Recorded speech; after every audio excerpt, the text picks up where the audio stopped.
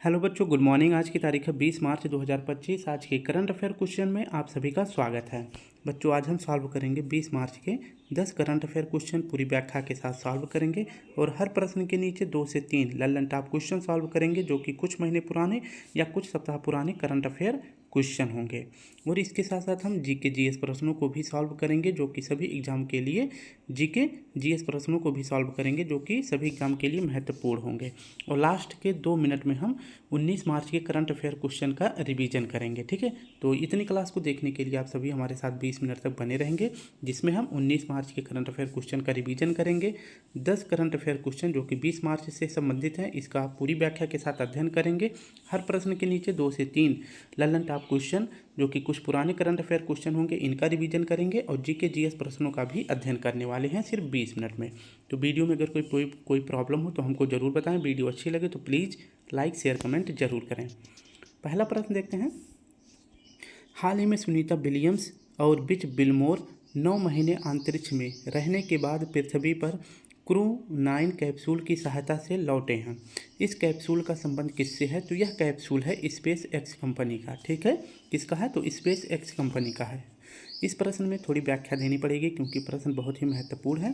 बात करते हैं कि सुनीता विलियम्स ये स्पेस में किस कंपनी के कैप्सूल से गई थी? तो बोइंग कंपनी के स्टार लाइनर कैप्सूल से जो है कहाँ गई थी? ISS में गई थी, यानी इंटरनेशनल स्पेस स्टेशन में गई थी। कहाँ? स्पेस स्टेशन पर गई थी। तो यहाँ पे क्या हो जाता है कि अंतर्राष्ट्रीय अंतरिक्ष स्टेशन में ये जो है जब वापस इन्हें लौटना होता है तो इनका जो स्टार लाइनर कैप्सूल था ये जो है इस खराब हो जाता है, तो जिसकी वजह से इन्हें अंतरिक्ष स्टेशन में यानी कि अंतरिक्ष में 9 महीने 14 दिन बिताना पड़ता है, यानी कि टोटल 286 दिन ये जो है अंतरिक्ष में बिताती हैं। और इस मामले में देखा जाए कि प्रश्न पूछे कि अंतरिक्ष में सर्वाधिक दिन तक अपना मतलब समय बिताने वाली महिला कौन है? तो सुनीता विलियम्स हैं और इनके साथ साथ जो है बुच बिलमोर भी हैं। ठीक है, नेक्स्ट अगर बात करें कि इन्हें जो है धरती पर वापस लाने के लिए सुनीता विलियम्स को और बिच बिलमोर को एक मिशन शुरू किया गया था और यह मिशन शुरू किया गया था क्रू 9 मिशन। और यह मिशन अगर पूछे किसका है तो स्पेस एक्स कंपनी के द्वारा शुरू किया गया था। और स्पेस एक्स कंपनी का जो कैप्सूल है इसका नाम है ड्रैगन कैप्सूल। इस कैप्सूल के माध्यम से सुनीता विलियम्स और बुच बिलमोर को जो है धरती पर वापस लाया गया है। और पूछे धरती पर किस स्थान पर ये जो है लैंड करी थी? तो फ्लोरिडा के पास पानी में लैंड करी थी। और फिर इनको जो है एक अच्छे से कमरे में जहाँ पर कुछ टेम्परेचर पृथ्वी का हो और कुछ जो है अंतरिक्ष का टेम्परेचर हो, ताकि इनके शरीर को जो है अच्छी तरह से मैनेज करने का समय मिल सके। फिर इसके बाद ये मीडिया में आएंगी, लोगों से मिलना जुलना ये जारी करेंगी। लेकिन अभी कुछ दिन तक ये एक ऐसे कमरे में रहेंगी जहाँ पर जो है पृथ्वी और अंतरिक्ष का जो है थोड़ा बहुत मेल जोल खाता रहेगा, ताकि इनका जो है शरीर अच्छी तरह से मैनेज कर सके पृथ्वी पर रहने के लिए। ठीक है, तो इसमें आप सभी को याद रखना है। पूछे कि किस स्टार लाइनर कैप्सूल से जो है अंतरिक्ष में गई थी, उसका वह कौन सी कंपनी था? तो बोइंग कंपनी था। इनके साथ साथ कौन गई थी? तो सुनीता विलियम्स और बुच बिलमोर का नाम याद रखना है। कितने दिन तक स्पेस स्टेशन में रही थी? 286 दिन, यानी 9 महीने 14 दिन रही थी। और वापस जो है किस मिशन से आई हैं? तो क्रू 9 मिशन से वापस आई हैं। किस कंपनी का है? स्पेस एक्स कंपनी का है। और पूछे कि स्पेस एक्स कंपनी की किस कैप्सूल से धरती पर वापस आई हैं? तो ड्रैगन कैप्सूल कंपनी से वापस आई हैं। ठीक है, तो इतनी बातें जो है आप सभी को इसमें याद रखना है। नेक्स्ट अगर बात करते हैं कि पेरिस ओलंपिक 2024 का शुभंकर कौन सा है? तो फ्रिज है। फ्रिज क्या है? एक प्रकार का टोपी है। हाल ही में निकोलस मादुरो ने तीसरी बार किस देश के राष्ट्रपति चुनाव में जीत दर्ज की है? तो ये वेनेजुएला के राष्ट्रपति बने हैं। दूसरा प्रश्न हमारा है, हाल ही में USA के think tank the future of free speech के वैश्विक अध्ययन में 33 देशों में से भारत को कौन सा स्थान मिला है? तो 33 देशों में से भारत को अगर पूछे कौन सा स्थान मिला है? 24वां स्थान मिला है। The future of free speech यानी कि बोलने की स्वतंत्रता किस देश में कितना अधिक है? तो इस मामले में यह सूची जारी करी गई है जिसमें भारत को 24वां स्थान मिला है। बात करते हैं USA की एक संस्था है जिसका नाम है थिंक टैंक। इसके द्वारा एक रिपोर्ट जारी करा जाता है या एक सूचकांक जारी किया जाता है जिसे कहते हैं the future of free speech. ठीक है, the future of free speech कहते हैं, यानी कि मूल अभिव्यक्ति सूचकांक। इसमें जो है 33 देशों की सूची जारी करी जाती है। और पूछे कि यह किस मामले में जारी किया जाता है? तो किस देश में लोगों के बोलने की आज़ादी सर्वाधिक है? तो इस मामले में पहला स्थान हो जाता है नॉर्वे का, यानी कि नॉर्वे में लोगों को बोलने की सबसे ज़्यादा आज़ादी है। और 24वां स्थान हमारे भारत का है। कितना है? तो 24वां स्थान किसका है? तो हमारे भारत का है, ये आपको याद रखना है। अगर बात करें कि हमारे संविधान में विचार और अभिव्यक्ति की आज़ादी यानी कि बोलने की स्वतंत्रता का उल्लेख किस अनुच्छेद में किया गया है? तो 19(1)(a) में किया गया है। ठीक है, तो इतनी बात आपको याद रखना है। तो मूल अभिव्यक्ति सूचकांक में भारत को कौन सा स्थान मिला है? 33 देशों में से 24वां स्थान भारत को मिला है। हाल ही में इंग्लिश चैनल को अकेले पार करने वाले दुनिया की सबसे कम उम्र की पैरा तैराक है। ये क्या है? पैरा तैराक, यानी कि जो दिव्यांग तैराक होती हैं उन्हीं को जो है पैरा बोला जाता है। ठीक है, तो पैरा तैराक जिया राय का संबंध किस राज्य से है? तो ये महाराष्ट्र की है और ये सबसे कम उम्र की पैरा तैराक हैं। और पूछे कि इंग्लिश चैनल को पार करने वाले पहले भारतीय कौन थे? तो पहले भारतीय पूछे तो मिहिर सेन थे। पहली महिला अगर पूछे तो आरती शाह जी थी। और पूछे कि सबसे उम्र दराज जिन्होंने इंग्लिश चैनल को पार किया था तो वो सिद्धार्थ अग्रवाल हैं। तो तीनों नाम याद करना है। ये पहले पुरुष हैं, पहली महिला हैं और सबसे उम्र दराज अगर पूछे पुरुष कौन है तो सिद्धार्थ अग्रवाल हैं। वो सबसे कम उम्र की अगर पूछे पैरा तैराक कौन है? जिया राय, और ये कहाँ से संबंधित है? महाराष्ट्र से संबंधित है। हाल ही में यूपीएससी का नया अध्यक्ष किसे चुना गया है? तो प्रीति सूदन जी को यूपीएससी का नया अध्यक्ष बनाया गया है। हाल ही में एशियाई फिल्म अवार्ड 2025 में सर्वश्रेष्ठ फिल्म का पुरस्कार किसे मिला है? तो इसका सही विकल्प हो जाएगा, सर्वश्रेष्ठ फिल्म का पुरस्कार मिला है All We Imagine as Light. बात करते हैं एशियन फिल्म अवार्ड, यह किस क्रम का है? तो यह 18वें क्रम का है। इसका आयोजन अगर पूछे कहाँ किया गया है तो हांगकांग में इसका आयोजन किया गया है। इसमें जो है भारत 2 अवार्ड जीतता है, तो दोनों आप सभी के लिए महत्वपूर्ण है। जिसमें भारत के लिए 2 अवार्ड आप सभी को याद रखना है। एक तो याद रखना है बेस्ट फिल्म का अवार्ड किस मूवी को मिला है? तो यह मिला है All We Imagine as Light, इसको मिला है। और इस फिल्म की अगर पूछे निर्देशक कौन है, डायरेक्टर हैं पायल कपाड़िया जी। और दूसरा अवार्ड अगर पूछे कौन सा है तो दूसरा अवार्ड हमारा हो जाता है बेस्ट एक्ट्रेस का अवार्ड। यह किसको मिला है? तो सहना गोस्वामी जी को मिला है और ये हमारा हो जाता है दूसरा अवार्ड। और पूछे किस मूवी के लिए मिला है तो संतोष मूवी के लिए मिला है। ठीक है, नेक्स्ट अगर प्रश्न की हम बात करें, अभी जो है कुछ दिनों पहले आईफा अवार्ड का आयोजन किया गया था और इसका आयोजन अगर पूछे कहाँ किया गया था? जयपुर राजस्थान में किया गया था। आईफा अवार्ड में बेस्ट फिल्म का अवार्ड अगर पूछे किसे मिला था तो लापता लेडीज़ को मिला था। और इस फिल्म के डायरेक्टर कौन है? किरण राव जी हैं, आमिर खान की एक्स वाइफ। नेक्स्ट अगर बात करें कि बेस्ट एक्टर का अवार्ड किसे मिला था तो बेस्ट एक्टर का अवार्ड मिला था कार्तिक आर्यन को। किस मूवी के लिए? तो यह मिला था भूल भुलैया 3 मूवी के लिए। नेक्स्ट अभी कुछ दिनों पहले ऑस्कर अवार्ड भी दिया गया था, जिसमें बात करें कि बेस्ट फिल्म का अवार्ड किसको मिला है तो यह अनोरा मूवी को मिला है।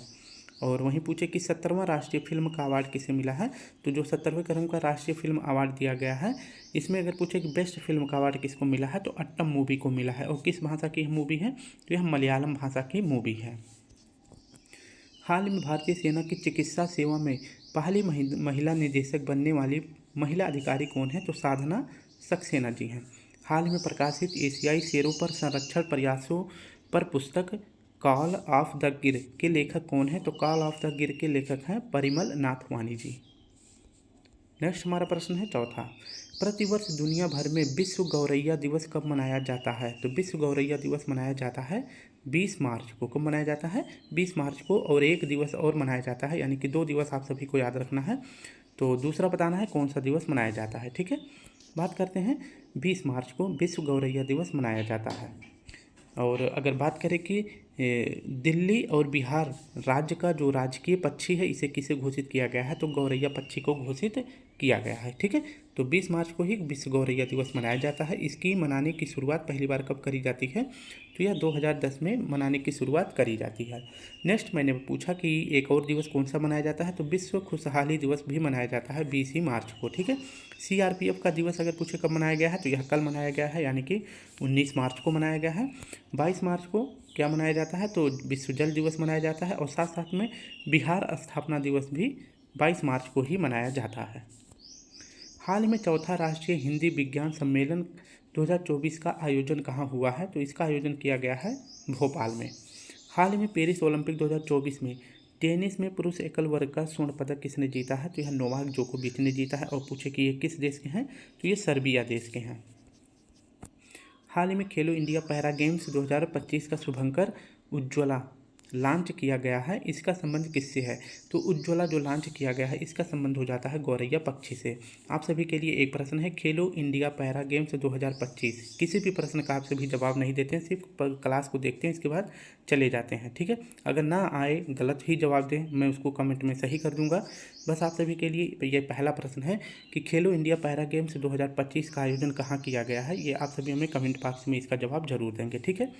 अब बात कर लेते हैं खेलो इंडिया पैरा गेम्स 2025, इसका आयोजन कहाँ किया गया है, तो ये आप सभी के लिए प्रश्न है। और पूछे कि इसका शुभंकर क्या है, तो इसका शुभंकर है उज्ज्वला। उज्ज्वला को अगर पूछे लॉन्च किसने किया है, तो मनसुख मंडाविया जी ने लॉन्च किया है और ये वर्तमान में हमारे खेल मंत्री हैं। और इसका उज्ज्वला का संबंध पूछे किससे है, तो उज्ज्वला एक गौरैया पक्षी है और इसको लॉन्च कहाँ से किया गया है, तो इसे दिल्ली से लॉन्च किया गया है। और इसमें जो है टैग लाइन 2 रखी गई हैं, एक तो इंग्लिश की है और दूसरा हिंदी की है।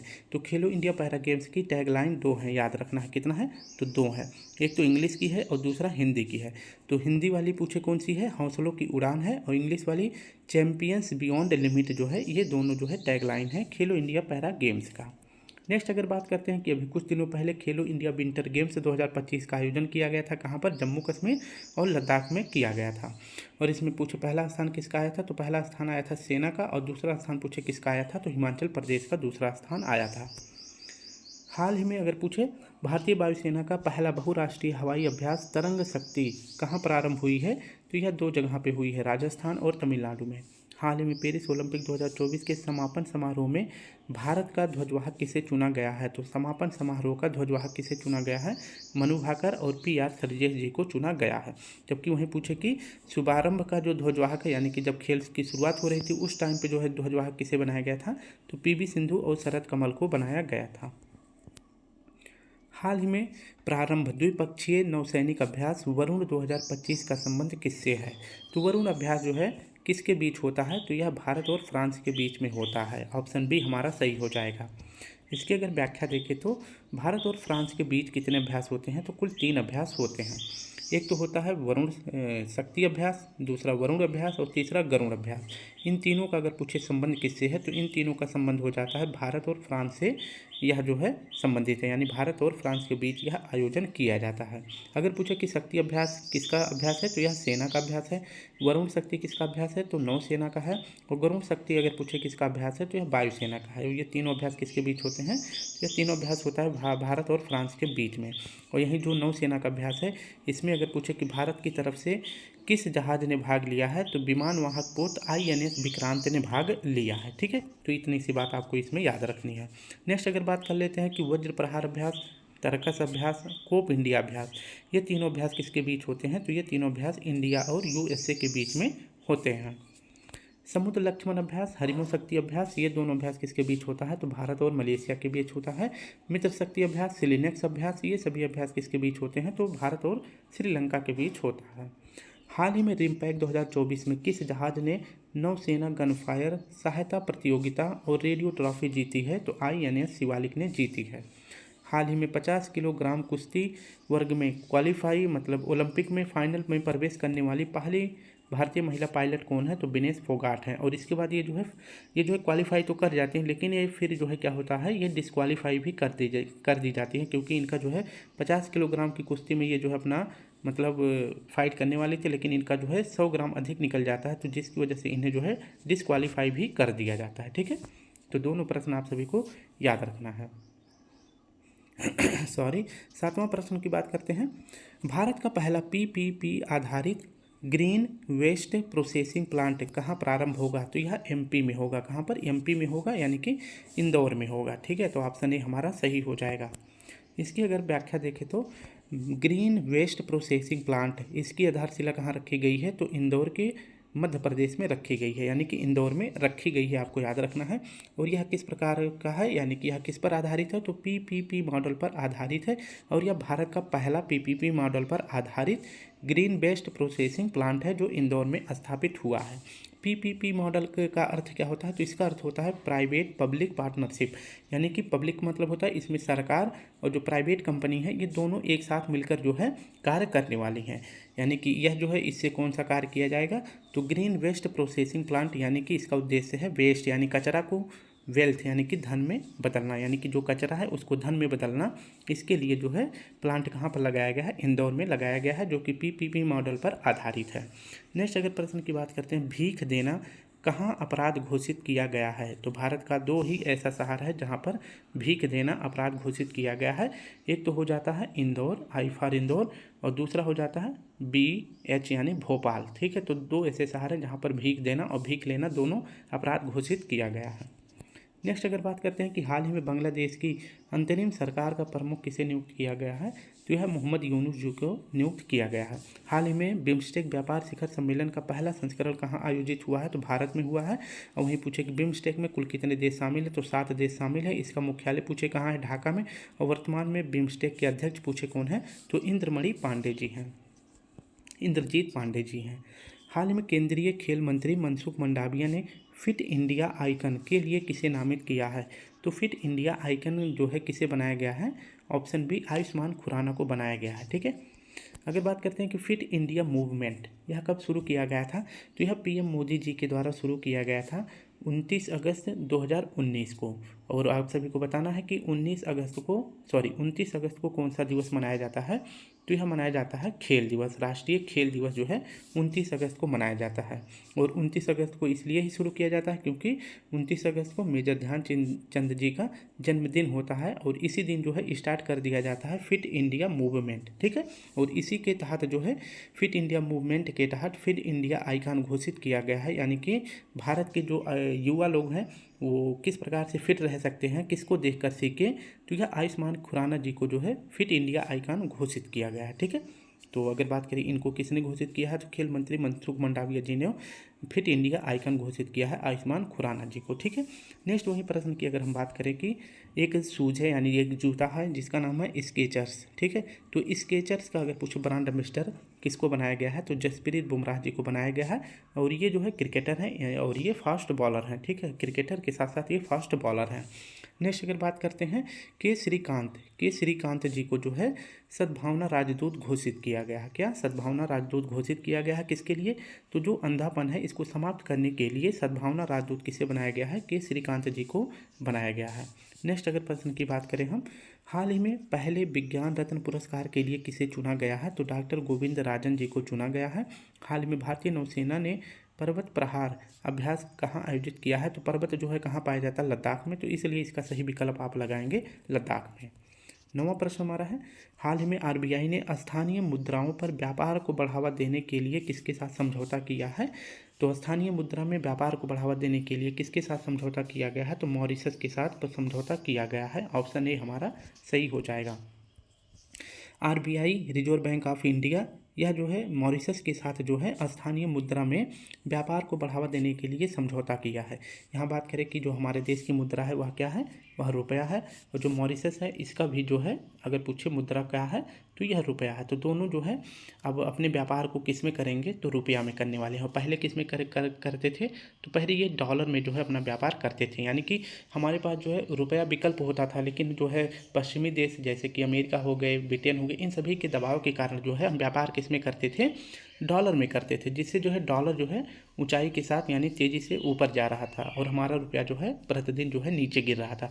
तो अभी जो है स्थानीय मुद्रा में यानी कि मॉरिशस के साथ समझौता किया गया है कि तुम्हारे पास भी रुपया है, हमारे पास भी रुपया है, तो हम डॉलर में व्यापार ना करके किस में करें, रुपया में करें। ठीक है, तो इसी को जो है स्थानीय मुद्रा निपटान प्रणाली बोला जाता है। तो इससे क्या होगा, रुपया मजबूत होगा, आयात और निर्यात में लागत भी कम होगी और दोनों देशों के बीच जो है संबंध भी अच्छे होंगे। ठीक है, और इसी प्रकार का जो है स्थानीय मुद्रा के लिए अगर पूछे व्यापार किसके साथ शुरू किया गया था, तो 2-3 महीने पहले भी इसी प्रकार का व्यापार शुरू किया गया था इंडिया और यूएई के बीच में। ठीक है, तो वहीं अगर बात करें कि इंडिया का जो है रुपया है और यूएई का अगर पूछे मुद्रा कौन सा है, तो दिरहम है। क्या है, दिरहम है, तो ये आपको याद रखना है। ठीक है, नेक्स्ट अगर बात करते हैं कि मॉरिशस की राजधानी का क्या नाम है, तो मॉरिशस की राजधानी का नाम है पोर्ट लुइस और यहाँ के पीएम कौन है, तो डॉक्टर नवीन राम गुलाम जी हैं। और भी हाल ही में पीएम मोदी जी को मॉरिशस का सर्वोच्च पुरस्कार भी प्रदान किया गया है। ठीक है, और कब प्रदान किया गया है, तो 12 मार्च को किया गया है, क्योंकि 12 मार्च को मॉरिशस जो है ब्रिटेन से आज़ाद हो जाता है, इसलिए 12 मार्च को ही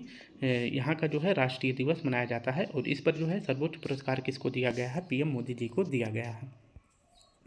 हाल ही में नीरज चोपड़ा ने पेरिस ओलंपिक 2024 में भाला फेंक स्पर्धा में कौन सा पदक जीता है? सिल्वर मेडल जीता है। स्वर्ण पदक पूछे किस देश ने जीता था? पाकिस्तान ने जीता था। और यहाँ के एक नदीम थे जिन्होंने भाला फेंक में स्वर्ण पदक जीता था, तो ये आपको याद रखना है। और जो नीरज चोपड़ा जी हैं कितने दूर तक भाला फेंके थे? तो 89.45 मीटर तक फेंके थे। जबकि जो नदीम है इन्होंने 92 मीटर तक का जो है भाला फेंका था। ठीक है। हाल ही में तिमोर लेस्ते के सर्वोच्च नागरिक सम्मान Grand Collar of the Order से किसे सम्मानित किया गया है? तो हमारे प्रेसिडेंट द्रौपदी मुर्मू जी को सम्मानित किया गया है। आज का आखिरी प्रश्न हमारा है, हाल ही में चर्चा में रही PS रमन की पुस्तक लियो द अनटोल्ड स्टोरी का संबंध किससे है? तो यह पुस्तक जो है किस टीम पर आधारित है? तो यह आधारित है ऑप्शन सी चेन्नई पर। इसकी अगर व्याख्या देखें, लियो द अनटोल्ड स्टोरी यह किसकी पुस्तक है? तो PS रमन जी की पुस्तक है। और यह किस पर आधारित है? तो चेन्नई सुपर किंग्स पर आधारित है, यानी कि CSK पर आधारित है। और इस पुस्तक में क्या बताया गया है, किस पर उल्लेख किया गया है? तो उल्लेख किया गया है संयम और खेल भावना को प्रदर्शित करना। और जो ये PS रमन है इन्होंने कहा है कि इस टीम में सबसे बेहतर खिलाड़ी कौन है, यानी कि जो सभी के साथ खेल भावना के साथ खेल खेलता है और सभी के साथ अपने व्यवहार को भी अच्छा रखता है। और इसमें जो है सबसे महान खिलाड़ी कौन शामिल हैं? MS धोनी। ठीक है। तो ये बात इनके द्वारा कही गई है और इसलिए यह पुस्तक अगर पूछे किस पर आधारित है तो चेन्नई सुपर किंग्स पर आधारित है। ठीक है। नेक्स्ट अगर बात करते हैं कि हाल ही में MS स्वामीनाथन पर्यावरण संरक्षण पुरस्कार किसे दिया गया है? तो यह अनंत दर्शन जी को दिया गया है। हाल ही में भारत सरकार द्वारा लॉन्च होने वाली दूसरी परमाणु पनडुब्बी कौन सी है? दूसरी पूछे तो INS अरिहंत है। और पहली अगर पूछे कौन सी है तो INS अरिहंत है। ठीक है। नेक्स्ट अगर प्रश्न की बात कर लेते हैं 19 मार्च के करंट अफेयर क्वेश्चन को सिर्फ 2 मिनट में रिवीजन करेंगे। हाल ही में अंतर्राष्ट्रीय ओलंपिक समिति ने वर्ष 2028 के लॉस एंजल्स ओलंपिक में किस खेल को शामिल करने की मंजूरी दी है? तो मुक्केबाजी को मंजूरी दी है। हाल ही में द फ्रंटियर सीड प्रशांत कार्यक्रम किसने लॉन्च किया है? तो यह लॉन्च किया गया है ADB के द्वारा। हाल ही में नॉर्वे के वर्ष 2024 के होलबर्ग पुरस्कार के लिए किसे चुना गया है? तो नॉर्वे का सर्वोच्च पुरस्कार है होलबर्ग। और यह किस भारतीय को दिया जाएगा? तो गायत्री चक्रवर्ती जी को दिया जाएगा। हाल ही में इसरो के अध्यक्ष V नारायणन ने Shri S Ramakrishnan thermal research centre का शुभारंभ कहाँ किया है? तो इसका शुभारंभ किया गया है IIT मद्रास में। हाल ही में पहली बार एशिया के बाहर कबड्डी विश्व कप 2025 का आयोजन कहाँ किया गया है? तो एशिया के बाहर यह आयोजन किया गया है इंग्लैंड में। ऑप्शन डी हमारा सही हो जाएगा। हाल ही में स्वरोजगार को बढ़ावा देने के लिए राजीव युवा विकासम योजना किसने प्रारंभ करी है? तो यह योजना शुरू करी गई है तेलंगाना में। हाल ही में मानव कोरोना वायरस HKU1 का पहला मामला कहाँ दर्ज किया गया है? तो इसका पहला मामला दर्ज किया गया है कोलकाता पश्चिम बंगाल में। हाल ही में छत्रपति शिवाजी महाराज को समर्पित पहले मंदिर का उद्घाटन कहाँ हुआ है? तो छत्रपति शिवाजी महाराज के पहले मंदिर का उद्घाटन महाराष्ट्र में हुआ है देवेंद्र फडणवीस जी के द्वारा। हाल ही में राष्ट्रीय अनुसंधान फाउंडेशन का CEO किसे नियुक्त किया गया है? तो डॉक्टर शिव कुमार कल्याण रमन जी को किया गया है। और राष्ट्रीय अनुसंधान फाउंडेशन का अध्यक्ष पूछे यानी हेड पूछे कौन होते हैं? तो हेड होते हैं PM। वर्तमान में जो PM होते हैं वही इसके अध्यक्ष होते हैं। आखिरी प्रश्न हमारा है 19 मार्च का, हाल ही में 62 वर्ष की उम्र में अंतर्राष्ट्रीय क्रिकेट में पदार्पण करने वाले सबसे उम्र दराज खिलाड़ी कौन है? तो मैथ्यू ब्राउनली है। तो ऑप्शन ए हमारा सही हो जाएगा। तो बच्चों इस प्रकार से हमने अपने सभी प्रश्नों को, पहले प्रश्न में हमें 5 मिनट लग गया था क्योंकि उसमें बहुत सारी व्याख्या देनी थी, तो जिसकी वजह से वीडियो जो है 2 मिनट ज़्यादा बड़ी हो गई है। तो कोशिश करेंगे नेक्स्ट वीडियो में आप सभी का 20 मिनट में पूरी वीडियो समाप्त हो जाए। अपना ध्यान रखें, कल फिर मिलते हैं, तब तक के लिए आप सभी को प्यारा सा जय हिंद, जय भारत।